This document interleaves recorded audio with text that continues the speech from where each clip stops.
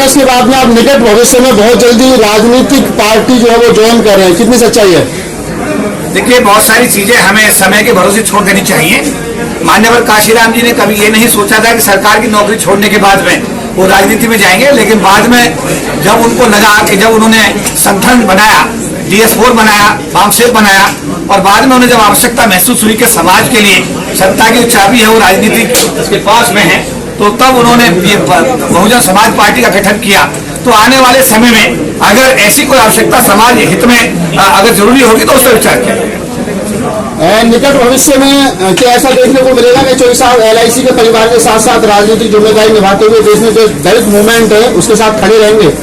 देखिए, पहली प्राथमिकता सरकार की नौकरी में रहते हुए भी हमारा SC/ST मूवमेंट था, और आज सेवा जो हमने VRS लिया है, बाबा साहब अम्बेडकर ने 14 अक्टूबर 1956 को बौद्ध धर्म स्वीकार किया था,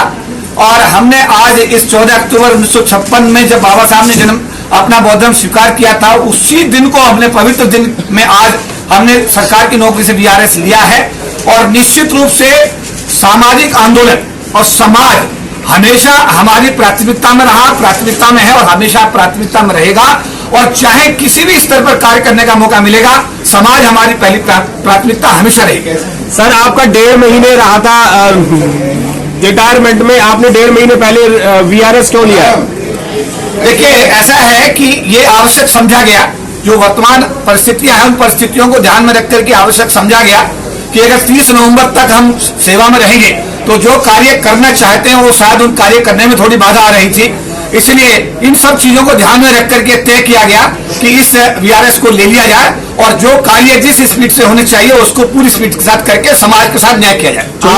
आपके ऊपर कोई प्रेशर तो नहीं था VRS लेने के लिए, क्योंकि आजकल प्रेशर बहुत डाले जा रहे हैं? मैं ऐसा व्यक्ति हूं कि मैंने पूरे जीवन में सरकार की नौकरी में 37 साल में कभी प्रेशर में काम नहीं किया, और इस बात का विश्वास आप रखिएगा, ना मैं कभी प्रेशर में काम किया, और भविष्य में मैं किसी प्रकार के प्रेशर में काम करने वाला व्यक्ति तो नहीं हूं। चौधरी साहब, ऐसे संभावित लग रहा है कि आप किसी राजनीतिक पार्टी की ओर जाएंगे, ऐसा अनुमान लग रहा है, तो क्या जो आप अभी सामाजिक काम करते आए हैं समाज के लिए, वहां रहकर भी क्या ये काम कर पाएंगे? क्योंकि पार्टियां किसी की अपनी नहीं होती है राजनीति में। देखिए, सरकार की नौकरी में रहते हुए आप लोगों ने ये हमेशा देखा कि समाज की जब जब आवश्यकता पड़ी, चाहे तो आपका रामला मैदान में लाखों लोगों की रैली रही हो, चाहे जंतर मंतर के प्रदर्शन रहे हो, जहां सरकार की नौकरी भी कई बार उसमें बंदिश करती थी, चाहे किसी भी मसले को लेकर के आवाज उठाने का मामला रहा हो, हमने सरकार की नौकरी में रहते हुए समाज के साथ में कदम से कदम मिला करके सामाजिक जिम्मेदारी का निर्वाह करने की हर संभव कोशिश की है, और मरते दम तक ये कोशिश जारी रहेगी, इसके साथ कोई समझौता नहीं होगा। तो साहब, जो अम्बेडकर भवन बनाने का संकल्प आपने लिया है, क्या अब उस काम को बखूबी आप कर पाएंगे या उसमें कोई अड़चन रहेगी? देखिए, मैं अपने समाज पर पूरा भरोसा करता हूं, क्योंकि जो सहयोग राशि अब तक आई है, समाज के लोगों ने कश्मीर से कन्याकुमारी तक लेकर के देश के कोने कोने से हमारे साथियों ने 2000, 5000, 500 रुपया, 10,000, 25,000 रुपया इकट्ठा किया है। और जब ये दानदाताओं की सूची जारी होगी पूरे देश के सामने, तो पता लगेगा कि ये ऐसा ऑर्गेनाइजेशन, पहला ऑर्गेनाइजेशन है जिसने बाबा साहब का घर बनाने के लिए देश के कोने कोने से हमारे साथियों ने, भाइयों बहनों ने दान दिया है। और ये सभी दानदाताओं के नाम पत्थर पर लिखवाए जाएंगे, जिससे पता लगे कि कितना बड़ा आंदोलन है, पूरे देश में फैला हुआ आंदोलन है। और मुझे अपने साथियों पूरा भरोसा विश्वास है, समाज पर भरोसा विश्वास है कि इस पावन कार्य को जल्द से जल्द समाज के सहयोग से निश्चित रूप से हम पूरा करने में कामयाब होंगे। अम्बेडकर भवन की नींव जब की जाएगी, उसकी भूमि आशा है कि हमारा 14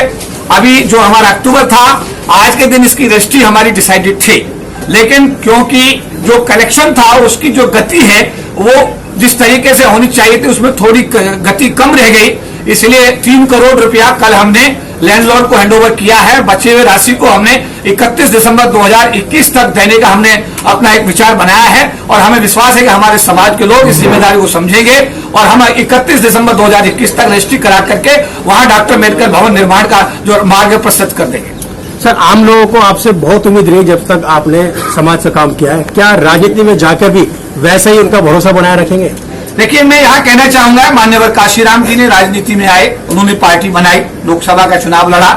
बहन जी स्वयं जो है आज हमारी समाज की सर्वप्रिय नेता हैं, और अगर 4 बार वो मुख्यमंत्री प्रदेश की ना बनती, सत्ता उनके हाथ में ना आती, तो आज जो महापुरुषों के नाम पर लखनऊ और पूरा नोएडा उन्होंने बनाया, हमारे महापुरुषों के नाम पर उन्होंने जिले बनाए, हमारे समाज के लिए उन्होंने अनेकों कार्य किए, शायद वो ना कर पाते। अगर राजनीति के माध्यम से ही समाज का भला हो सकता है तो राजनीति से किसी प्रकार का परहेज नहीं होना चाहिए। आप बीएसपी की बात करते हैं, क्या बीएसपी में ही जाने का इरादा बनाया है क्या? देखिए, कुछ चीजें समय के सहारे छोड़ देनी चाहिए। आने वाले समय में हर संभावना को हमें ओपन रखना चाहिए और ऐसा है कि जैसा भी आगे निर्णय होगा आप सबको समय रहते बताया जाएगा। अगर किसी पार्टी ने वहीं पे जाके अगर वो दलित विरोधी हुई तो क्या वहां पर रह पाना, टिक पाना, कार्य कर पाना आपके लिए कितने बड़ा चुनौतीपूर्ण रहेगा? देखिए, मैं अभी ये कहूंगा कि अभी ये निर्णय नहीं है, इसके लिए समय का इंतजार करना चाहिए। और जो आपने अब तक हमारा करीब 59 साल का जो कैरियर है और पत्रकार होने के नाते समय समय पर आप हमको टेस्ट भी करते रहे, हमसे सवाल भी करते रहे और हम आपके सवालों के जवाब भी देते रहे हैं, तो हमने समाज की कसौटी पर अपने आप को हमेशा सिद्ध किया है। और इस बात का भरोसा विश्वास रखिए, हम जहां भी हैं और जहां भी रहेंगे समाज के साथ रहेंगे। समाज के हितों से कोई समझौता न किया है, सरकार की नौकरी में रहते हुए नहीं किया और आगे भी हम किसी प्रकार का समझौता नहीं कर पाएंगे। शुक्रिया सर।